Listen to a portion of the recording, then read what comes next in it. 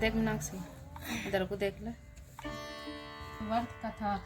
बृहस्पति जी बोले, हे ब्रह्मा जी, आप अत्यंत बुद्धिमान और शास्त्र चारों वेदों को जानने वालों में श्रेष्ठ हो। हे प्रभु, कृपा कर मेरा वचन सुनो। चैत, अश्विन, माघ और आषाढ़ के शुक्ल पक्ष में नवरात्र का व्रत और उत्सव क्यों किया जाता है? हे भगवान, इस व्रत का फल क्या है? किस प्रकार करना उचित है? और पहले इस व्रत को किसने किया है, सो विस्तार से कहो।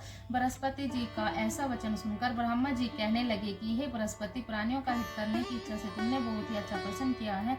जो मनुष्य मनोरथ पूर्ण करने वाली दुर्गा, महादेवी, सूर्य और नारायण का ध्यान करते हैं, वे मनुष्य धन्य है। यह नवरात्र का व्रत संपूर्ण कामनाओं को पूर्ण करने वाला है। इसके करने से पुत्र चाहने वाले को पुत्र, धन चाहने वाले को धन, विद्या चाहने वाले को विद्या और सुख चाहने वाले को सुख मिल सकता है। इस व्रत के करने से रोगी मनुष्य का रोग दूर हो जाता है और कारागार में बंधा हुआ मनुष्य बंधन से छूट जाता है। मनुष्य की समस्त विपत्तियां दूर हो जाती है और उसके घर में संपूर्ण संपत्तियां आकर उपस्थित हो जाती है। बांधे और काक बांधे के इस व्रत के करने से पुत्र पैदा हो जाता है। समस्त पापों को दूर करने वाले इस व्रत के करने से ऐसा कौन सा मनोरथ है जो सिद्ध नहीं हो सकता है? जो प्राणी इस अलभ्य मनुष्य देह को पाकर भी नवरात्र का व्रत नहीं करता है, वह अनेक प्रकार से दुखी रहता है। यदि व्रत करने वाला मनुष्य सारे दिन का नवरात्र व्रत की कथा श्रवण करे, हे बृहस्पति, जिसने पहले इस महाव्रत को किया उसका पवित्र इतिहास मैं तुम्हें सुनाता हूँ, तुम सावधान होकर सुनो। इस प्रकार ब्रह्मा जी का वचन सुनकर बृहस्पति जी बोले, हे ब्राह्मण, मनुष्य का कल्याण करने वाले इस व्रत को कहो। मैं सावधान होकर सुन रहा हूँ, आपकी शरण आई वे मुझ पर कृपा करो। ब्रह्मा जी बोले, कुपित मनोहर नगर में एक नाथ नाम का ब्राह्मण रहता था। वह भगवती दुर्गा का भक्त था। उसके संपूर्ण सद्गुणों से युक्त मानव ब्रह्मा की सबसे पहले रचना हुई।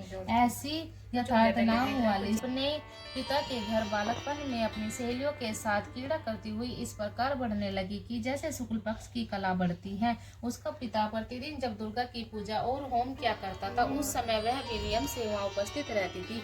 एक दिन वह सुमिति अपनी सखियों के साथ खेलने लग गई और भगवती के पूजन में उपस्थित नहीं हुई। उसके पिता को पुत्री की ऐसी असावधानी देखकर क्रोध आया और पुत्री से कहने लगा कि हे दुष्ट पुत्री, आज तुमने प्रभात से भगवती का पूजन नहीं किया, इस कारण मैं किसी कुष्ठी और दरिद्र मनुष्य के साथ तेरा विवाह करूंगा। इस प्रकार कुपित पिता का वचन सुनकर सुमिति को बड़ा दुख हुआ और पिता से कहने लगी, हे पिताजी, मैं आपकी कन्या हूँ, मैं सब तरह से आपके अधीन हूँ। जैसी आपकी इच्छा हो मेरा विवाह कर सकते हो, पर होगा वही जो मेरे भाग्य में विधाता ने लिखा है।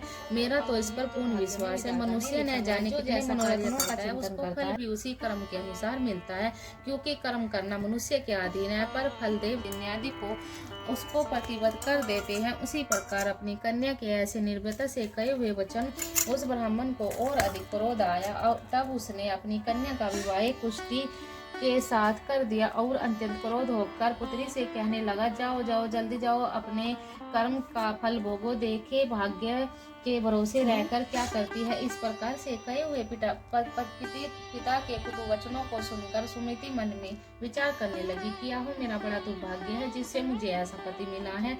इस तरह से अपने दुखों का विचार करती हुई सुमिति अपने पति की उस गरीब बालिका की ऐसी दशा देखकर भगवती पूर्ण पुण्य के प्रभाव से प्रकट होकर सुमिति से कहने लगी कि हे दीन ब्राह्मणी, मैं तुझ पर प्रसन्न हूँ, तुम जो चाहो वरदान मांग सकती हो, मैं प्रसन्न होने पर मनोवांछित फल देने वाली हूँ।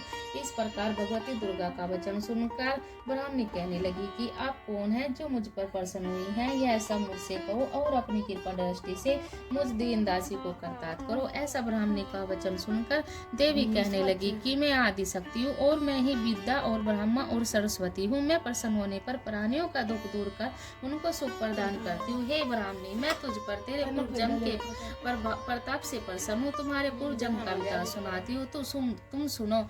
तो पूर्वजन्म में निषाद भील की स्त्री थी और अति पवित्रता थी। एक दिन तेरे पति निषाद ने चोरी की और चोरी करने के कारण तुम दोनों को सिपाहियों ने पकड़ लिया, ले जाकर और जेल खाने में कैद कर दिया। उन लोगों ने तुझे और तेरे पति को भोजन भी नहीं दिया। इस प्रकार नवरात्र के दिनों में तुमने न तो कुछ खाया और न ही जल कल्पिया, इसलिए 9 दिन तक नवरात्र का व्रत हो गया। हे ब्राह्मणी, उन दिनों में जो व्रत हुआ उस व्रत के प्रभाव से मैं प्रसन्न होकर तुम्हें मनोवांछित फल दे रही हूँ। तुम्हारी जो इच्छा हो सो मांगो। इस प्रकार से दुर्गा के वचन सुनकर ब्राह्मणी बोली कि मैं आपको प्रणाम करती हूँ, कृपा कर मेरे पति के कोढ़ को दूर करो। देवी कहने लगी कि उन दिनों में जो तुमने व्रत किया उस व्रत के एक दिन का पुण्य अपने पति का कोढ़ दूर करने को अर्पण करो। मेरे प्रभाव से पति को निरोग करने की इच्छा से ठीक है। ऐसा बोली तब उसके पति का शरीर भगवती दुर्गा की कृपा से पुष्टिहीन होकर अति कांति युक्त हो गया, जिसकी कांति के सामने चंद्रमा की कांति भी क्षीण हो जाती है। वह ब्राह्मणी पति की मनोहर देह को देखकर देवी को अति पराक्रमी वाला समझकर स्तुति करने लगी। हे दुर्गे, आप दुर्गत को दूर करने, फल देने वाले और दुष्ट मनुष्य का नाश करने वाली, तुम ही सारे जगत की माता और पिता हो।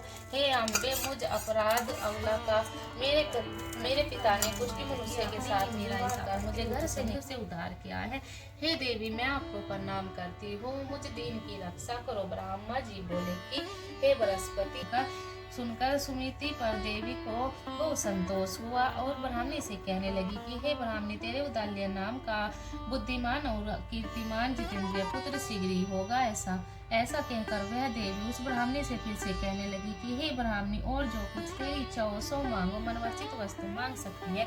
ऐसा भगवती दुर्गा का वचन सुनकर सुमिति बोली कि हे दुर्गे, अगर आप मुझ पर प्रसन्न हैं तो कृपा कर मुझे नवरात्र व्रत विधि बतलाइए। हे दयामय, जिस विधि से नवरात्र व्रत करने से आप प्रसन्न होती है उस विधि तथा उसके फल को मुझसे विस्तार पूर्वक कहिए। इस प्रकार ब्राह्मणी के कहे हुए वचन माँ दुर्गा कहने लगी कि हे ब्राह्मणी, मैं नवरात्र व्रत की विधि बतलाती हूँ, जिसको करने से समस्त पापों से छुटकारा मोक्ष की प्राप्ति हो जाती है। अश्विन मास में शुक्ल पक्ष की प्रतिभात से लेकर 9 दिन तक विधि पूर्वक व्रत करे। यदि दिन भर का व्रत न कर सके तो एक समय भोजन करे। पढ़े लिखे ब्राह्मणों से पूछकर घाट स्थापना करे और वाटिका बनाकर उसको प्रतिदिन जल से सींचे। महाकाली, महालक्ष्मी और महासरस्वती की मूर्तियां बनाकर उनको नित्य विधि सहित पूजा करे और पुष्पों से विधि पूर्वक अर्धे, विजोरों के फूल से अर्धे से रोग की प्राप्ति होती है और जयफल से कीर्ति तथा दाग से काली की सिद्धि होती है। आंवले से सुकम, केले से भूषण की प्राप्ति होती है।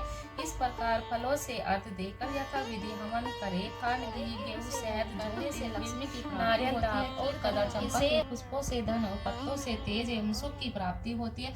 आंवले से कीर्ति और केले से पुत्र होवे, कमल से राज सम्मान और दागों से सुख और संपत्ति की प्राप्ति होती है। खान, घी, नारियल, शहद, जौ और तिल, इनसे तथा फलों से होम करने से मनवांछित वस्तु की प्राप्ति होती है। व्रत करने वाला मनुष्य इस विधान से होम करे, आचार्य को अंतिम नम्रता के साथ प्रणाम करे और यज्ञ की सिद्धि के लिए उसे दक्षिणा दे। इस महाव्रत को पहले बताई हुई विधि के अनुसार जो कोई करता है उसके सब मनोरथ सिद्ध हो जाते हैं। इसमें इन 9 दिनों में जो